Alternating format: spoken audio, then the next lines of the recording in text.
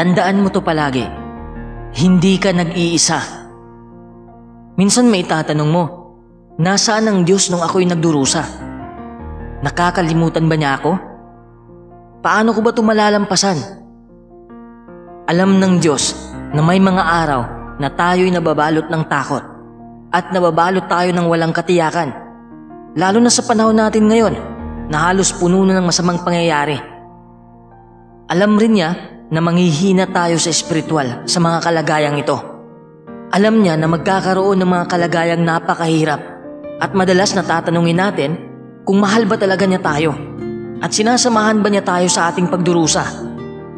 Ngunit ipinapakita sa atin ng banal na kasulatan na hindi tayo nag-iisa sa ating mga kalagayan, gaano man kahirap ang mga ito. Sabi ng Diyos sa Isaiah 43:2, kapag dumaan ka sa tubig, kasama mo ako. At kapag tumawid ka sa mga ilog, hindi ka maaanod. Kapag lumakad ka sa apoy, hindi ka mapapasok. Hindi ka masusunog kahit bahagya. Gaano man kahirap ang pinagdaanan mo at gaano man kadilim ang panahong bumalot sa iyo, ang Diyos ay sumasa iyo. Nangako siyang sasalubungin ka niya kung nahihirapan ka at tutulungan ka niya. Sabi niya sa Isaiah 41:10, huwag kang matakot dahil kasama mo ako. Huwag kang mag-alala dahil ako ang Diyos mo. Papatibayin kita. Oo, tutulungan kita. Talagang aalalayan kita sa pamamagitan ng matuwid kong kanang kamay. Wala nang dahilan upang matakot pa dahil hindi ka nag-iisa. Ang Diyos ay nandyan lang para sa bawat luha at bawat kalungkutan. Nakasubaybay ka sa aking pagpapagalagala. Ipunin mo ang mga luha ko sa iyong sisidlang balat. Hindi ba nakasulat ang mga iyon sa aklat mo? Palalakasin niya ang puso mo at tutulungan kanyang makabangon kahit saan ka man napadpad. Bakit? Yan ang madalas nating maitatanong kung wasak ang ating puso at kung naalog ang ating buhay. Bakit hinayaan ng Diyos na ako'y nagdusa? Bakit nangyari sa akin to? Alam mo, hindi lang ikaw ang nagtatanong niyan. Halos lahat tayo. Kasama pati si David. Ang dami niyang mga bucket list. Mababasa natin yan sa awit 22:1. Diyos ko, bakit mo ako pinabayaan? Bakit hindi ka dumarating para iligtas ako? Bakit hindi mo naririnig ang pagdaing ko? Kita mo yan? Hindi lang ikaw ang nagtatanong ng ganyan. Puntahan naman natin ang sitwasyon ni Job. Kilala mo ba si Job? Si Job ay isang matuwid na tao na nawala ng ari-arian at nawala lahat ng mahal niya. Pagkatapos ay nakipagtalo siya sa mga kaibigan niya tungkol sa kung bakit ang lahat ay nag-iba. Kahit si Jesus ay naglabas ng taus-pusong bakit na tanong sa Diyos nang siya ay namatay. Basahin natin ang Mateo 27:46. Nang bandang 9 na oras na ay sumigaw si Jesus ng malakas, Eli, Eli, lama sabachthani. Nang ibig sabihin ay Diyos ko, bakit mo ako pinabayaan? Bakit? Bakit hinayaan tayo ng Diyos na magdusa? Hindi ba niya kayang tapusin ang kasamaan? O di kaya gumawa siya ng bagong mundo? Nang nilikha ng Diyos ang mundo, ito ay perpekto. Sinasabi ng Genesis 1:31, nakita ng Diyos ang lahat ng ginawa niya at iyon ay napakabuti. Ibig sabihin na hindi ito kagagawa ng Diyos. Ang mundo noon ay napakabuti. Walang kasalanan, walang kasamaan, walang sakit, walang kamatayan, walang taksil. Ngunit pagkapasok ng mga unang tao sa lupa, pumasok din ang kasalanan at binago nito ang lahat. Kaya sa ngayon, hindi alintana kung magkakaroon ba ng pagdurusa. Ang isipin na natin ay anong gagawin kapag meron na. Sabi ni Jesus sa Juan 16:33, sinabi ko sa inyo mga ito para magkaroon kayo ng kapayapaan sa pamamagitan ko. Daranas kayo ng kapighatian sa sanlibutan, pero lakasan ninyo ang inyong loob. Kaya dapat isipin mo na hindi ito kagagawa ng Diyos. We can rest assured that our pain is not God's fault. On the contrary, our greatest pain is an opportunity to see God's power. May mga sandali habang tayo nagdurusa, maiisip natin na ito na ang katapusan natin. Wala na tayong ibang maiisip, kundi magmumukmuk na lang sa tabi. Para sa Diyos ay hindi pa ito ang katapusan mo.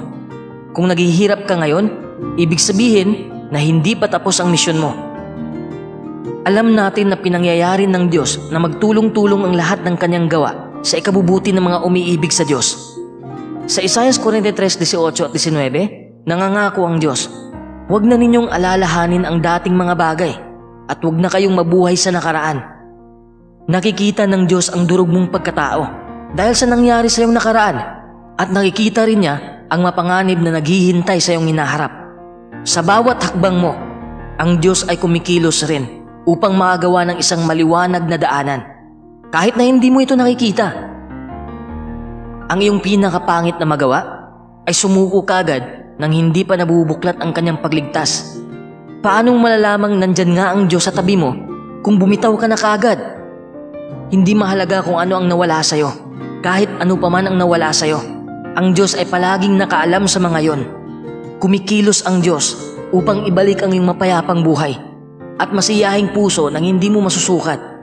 Basahin natin ang Efeso 3:20. Sa pamamagitan ng kapangyarihang ipinagkaloob sa atin ng Diyos, magagawa niya ang mga bagay na di hamak na nakahihigit sa lahat ng mahihiling o maiisip natin. Hindi pa ito katapusan ng kwento mo. Isa lamang itong intermission at ang pinakamagandang pangyayari ay darating pa. Pumikit ka muna saglit. Huminga ka ng malalim. Pabagalin mo muna ang takbo ng isip mo. Kahit 1 segundo lang, mag-focus ka lang sa araw na ito. Hindi mo na mababalikan ang nakaraan at hindi mo mapupuntahan ang hinaharap. Mag-focus ka lang sa araw ngayon. Gusto ko lang na malaman mo, hindi mauubos ang pasakit sa mundong to at lahat tayo ay magdurusa. Walang makakailag. Minsan madadapa tayo. Minsan mawawalan tayo ng mahal sa buhay. At isa lang ang papasok sa isip mo. Gusto mo nang wakasan ang iyong buhay dahil napapagod ka na. Ngunit sa bawat pagsubok, sa bawat paghihirap, sa bawat luhang pumatak, hindi ka nag-iisa. Hindi ka naglalakad sa mundong ito nang mag-isa. Hindi ka lumalabang mag-isa. Ang lakas mo ay galing sa Kanya. Because sometimes you will not feel strong. Sometimes you will not be able to pick yourself up. Sometimes you will feel so tired. At sa mga mahirap na araw na yon, nais kong malaman mo na may nakikipaglaban para sa'yo. May isa na palaging nakikipaglaban para sa'yo. Nais kong malaman mo, kahit saan ka magpunta, ano man ang kinakaharap mo, gaano man kasaya o gaano man kalugmok sa buhay, may isa na kumakatok sa iyong pintuan. Nagmamakaawa na papasukin siya. Nakatayo siya roon. Nakabukas ang bisig na handang yakapin ka. Gusto kanyang hawakan. Gusto kanyang i-comfort. Allow that one to do that. Let him in. Papasukin mo siya sa buhay mo. Gusto kanyang buhatin kung hindi mo na kayang buhatin ang sarili mo. Papasukin mo siya. Buksan mo ang pinto at ipakita mo sa kanya kung gaano kagulo ang buhay mo. Ipakita mo sa kanya ang durog mong puso, ang luhang pumapatak sa sahig. Ipakita mo sa kanya ang sakit na dinaranas mo, ang mga kirot, ang iyong mga pasa, ang pagkawala ng iyong tiwala. Ipakita mo sa kanya kung gaano ka katakot na magmahal muli. Ipakita mo sa kanya na galit ka at bitter ka dahil nawala ka agad ang mga mahal mo sa buhay. Ipakita mo sa kanya na malungkot ka at pagod ka at takot na takot ka. Ipakita mo sa kanya na ayaw mong harapin ang hinaharap at hayaan mo siyang iparamdam sa'yo na mahal ka niya. Hayaan mo siyang yakapin ka. Hayaan mo siya na punasan ang iyong luha at buhatin niya ang iyong mga pasanin. Hayaan mong palakasin niya ang iyong puso at ipakita sa iyo muli ang araw, ang init, ang liwanag. Hayaan mong hawakan ka niya hanggang sa mabalansin ang iyong buhay. Hayaan mo siyang pakalmahin ang iyong anxiety at hayaan mong lunurin niya ang iyong mga insecurities. Hayaan mong ipakita niya sa iyo na hindi mo na kailangang matakot sa buhay. Dahil saan ka man magpunta at kahit anong gawin mo, siya ay tatayo sa iyong tabi. Hindi ka nag-iisa. Hindi ka kailanman nag-iisa. Sa buong araw mo, minahal ka ng Diyos. At kahit na tinakbuhan mo pa siya, kahit na sumandal ka lang sa iyong sariling pangunawa, at kahit na mas kumapit ka pa sa material na bagay kaysa sa kanyang biyaya, kahit na tinalikuran mo ang kanyang regalo, at kahit isinara mo ang pintong yon, naghihintay pa rin siya sa'yo. Hinihintay kanyang buksan mong muli ang pintuan mo at payagan siyang pumasok sa buhay mo. Kaya papasukin mo siya. Pagbuksan mo siya, hayaan mong punan niya ang puso mo ng kanyang pag-ibig. Know that no matter what the days bring you, there is a protector watching over you. Know that in His light, you are found, loved, and whole. And sit here in this moment, in the now. Close your eyes, breathe in, and know you are not alone. Not anymore, and not ever. Lakasan ninyo ang loob ninyo at magpakatatag kayo. Huwag kayong matakot o masindak sa harap nila dahil magmamarchang kasama ninyo ang Diyos. Hindi niya kayo iiwan o pababayaan. Ang Diyos ang nagmamarcha sa unahan mo at lagi kanyang sasamahan. Hindi kanya iiwan o pababayaan. Huwag kang matakot o masindak. Walang sino man ang magtatagumpay laban sa'yo habang nabubuhay ka.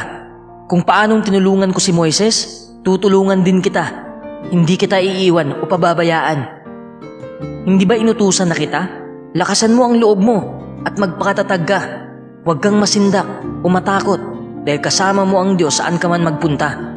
Huwag kang matakot dahil kasama mo ako. Huwag kang mag-alala dahil ako ang Diyos mo. Papatibayin kita. Oo, tutulungan kita. Talagang aalalayan kita sa pamamagitan ng matuwid kong kanang kamay. Makakasama ninyo ako sa lahat ng araw hanggang sa katapusan ng sistemang ito.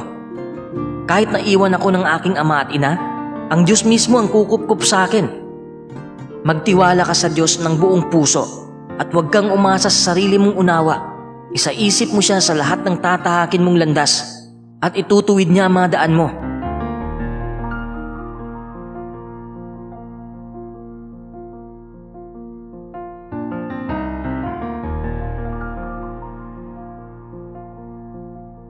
Konti lang ang kailangan ng tao, pero walang katapusan naman ang kanyang mga gusto. Hindi nila makita ang pagkakaiba ng mga bagay na kailangan nila at ng mga bagay na gusto lang nila. Ano ba ang kaibahan? Ang isang pangangailangan ay bagay na mahalaga para mabuhay ka, gaya ng pagkain, pananamit, at tirahan.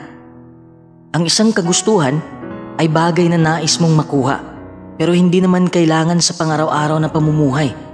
Iba-iba ang kagustuhan ng mga tao. Depende kung saan sila nakatira. Sa papaunlad ng mga bansa, masaya na ang marami kapag may pambili sila ng cellphone, motorsiklo, o maliit na lote. Sa mayayamang bansa naman, marami ang naghahangad ng mga garang damit, mas malaking bahay, o mamahaling sasakyan. Pero ano man ang kalagayan natin, pwede tayong mahulog sa materialismo. Palagi tayong naghangad ng mas marami pang material na bagay. Ano ba ang materialismo? Ito ay ang pagbubuhos ng atensyon at panahon sa material na mga bagay sa halip na sa espiritual na mga kayamanan. Ang materialismo ay udyok ng mga pagnanasa, prioridad at focus sa buhay ng isang tao.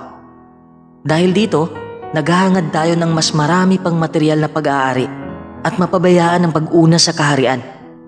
Ginagamit ni Satanas ang sistema ng komersyo ng sanlibutan para papaniwalain tayo na mahalagang magkaroon ng higit at higit pang material na mga bagay para maging masaya tayo.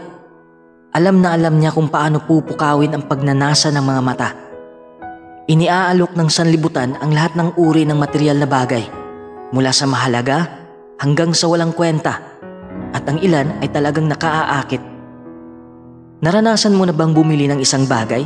Hindi dahil kailangan mo ito, kundi dahil nakita mo ito sa isang advertisement o sa tindahan.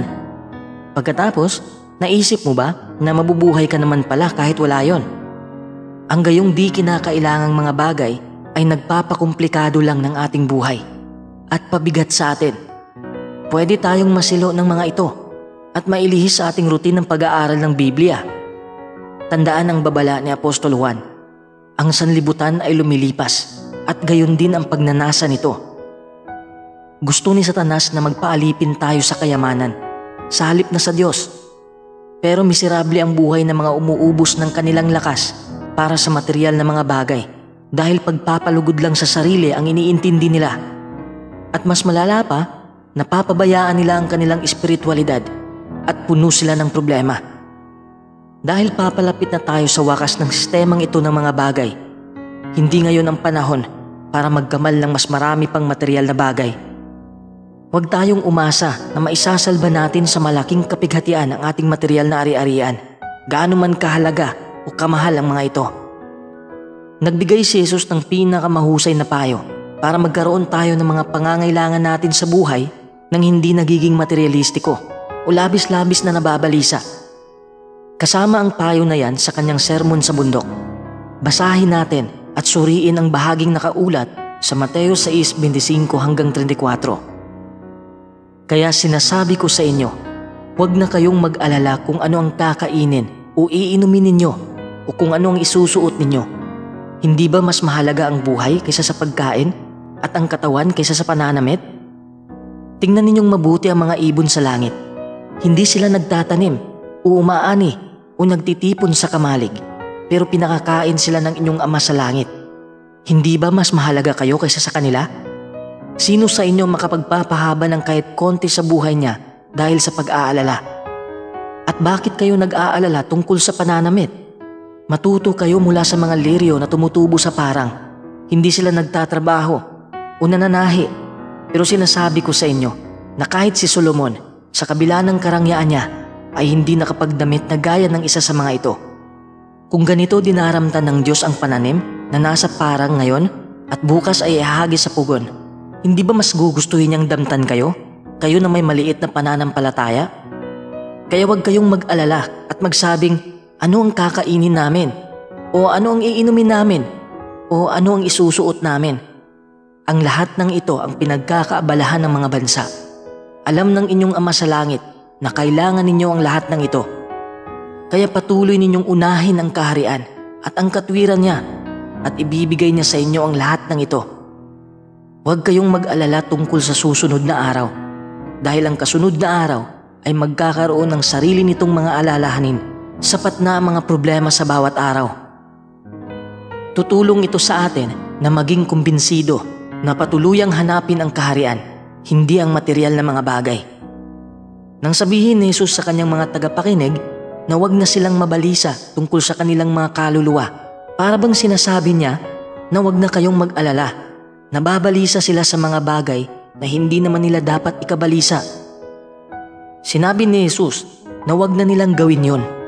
Ang labis na pag-abalisa o labis na pag-aalala kahit para sa tunay na pangangailangan ng isa ay makagagambala sa kanyang isip at makahadlang sa mas importanteng espiritual na mga bagay. Nagmamalasakit si Jesus sa kapakanan ng kanyang mga alagad, kaya sa kanyang sermon 4 na ulit pa siyang nagbabala hinggil sa mapanganib na tendensyang ito. Bakit sinabi ni Jesus na huwag tayong mag-alala sa ating kakainin, iinumin o isusuot? Hindi ba kabilang ang mga ito sa pangunahing pangangailangan natin sa buhay? Oo naman. At kung wala tayong pambili ng ganitong mga bagay, hindi ba natural lang na mabalisa tayo? Siyempre, mababalisa tayo. At alam yun ni Jesus. Alam na alam niya ang pangaraw-araw na pangangailangan ng mga tao. Higit pa riyan, alam niya ang mahihirap na kalagayang haharapin ng kanyang mga alagad na mabubuhay sa mga huling araw na inilarawan bilang panahong mapanganib na mahirap pakitunguhan. Kasama sa mga kalagayang yon ang kawalan ng trabaho, pagtaas ng mga bilihin, kakapusan sa pagkain at matinding kahirapan. Pero alam din ni Jesus na higit na mahalaga ang kaluluwa kaysa sa pagkain at ang katawan kaysa sa pananamit. Tinuruan ni Jesus ang kanyang mga tagapakinig na manalangin sa kanilang Ama sa langit para sa pisikal na pangangailangan nila. Bigyan mo kami ng pagkain para sa araw na ito. Ganito naman ang itinuro niya sa ibang pagkakataon. Bigyan mo kami ng pagkain sa bawat araw ayon sa kailangan namin. Pero hindi ibig sabihin yan na material na panustos lang ang lagi nating iisipin. Sa modelong panalangin ding yon, binigyang prioridad ni Jesus ang pananalangin sa pagdating ng kaharian ng Diyos. Para mapanatag ang isip ng kanyang mga tagapakinig, itinampok naman ni Jesus ang walang katulad na kakayahan ng Diyos Ama bilang tagapaglaan. Dapat nating masdang mabuti ang mga ibon sa langit. Kahit maliliit lang sila, kumakain sila ng maraming prutas, buto ng halaman, insekto, uod. Kung ang isang ibon ay kasinlaki ng tao, mas marami itong makakain kumpara sa tao. Pero hindi nila kailangang magsaka o magtanim. Inilalaan ng Diyos ang lahat ng kailangan nila. Siyempre pa, hindi niya basta isinusubo ang pagkain sa kanilang tuka. Kailangan nilang maghanap ng pagkain. Pero sagana naman ito.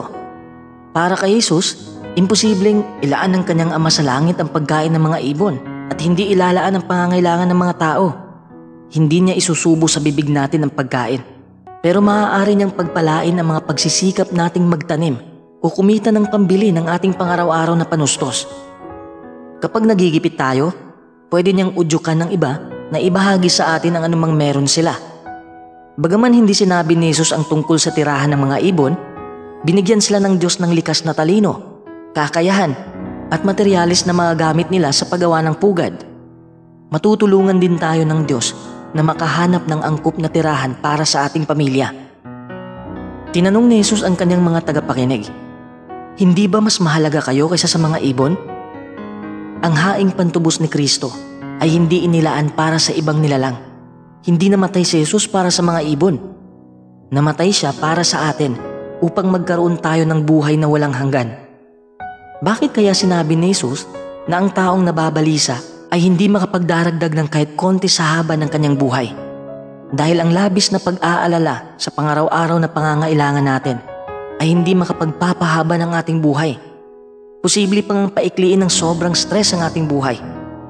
Sino ba naman ang ayaw ng magandang damit, di ba? Gayunman, dapat ba tayong mabalisa may kinalaman sa pananamit? Nagbigay uli si Jesus ng ilustrasyon mula sa mga gawa ng Diyos Ama. Tungkol naman ito sa mga liryo sa parang. Marahil tinutukoy ni Jesus ang tulad liryong mga bulaklak, gaya ng gladiolus, hyacinth, iris at tulip, na may kanya-kanyang ganda. Ang mga bulaklak na ito ay hindi nag-iikid ng sinulid, nananahi o naghahabi ng damit, pero napakaganda nilang tingnan. Ito ang punto ni Jesus. Kung dinaramtan nga ng Diyos ng gayon ang pananim sa parang, hindi ba mas lalong daramtan niya tayo? Tayo na may kakaunting pananampalataya? Tiyak na gagawin yun ng Diyos. Pero lumilitaw na kulang sa pananampalataya ang mga alagad ni Jesus. Kailangan nilang patibayin ang pananampalataya at tiwala nila sa Ama. Kumusta naman tayo? Matibay ba ang pananampalataya natin na gusto at kaya ng Diyos na maglaan para sa atin? Huwag nating tutularan ang mga tao ng mga bansa. Wala silang pananampalataya sa isang maibiging Ama sa langit. Kung susubukan nating makamit ang mga bagay na masikap na hinahanap ng mga bansa, masisira ang kaugnayan natin sa Diyos. Magtiwala tayo na kung gagawin natin ang dapat nating gawin, hindi ipagkakait ng Diyos ang mabuti sa atin. Dahil sa ating makadiyos na debosyon, kontento na tayo sa pagkakaroon ng pagkain at pananamit. Inuuna mo ba ang kaharian ng Diyos sa iyong buhay?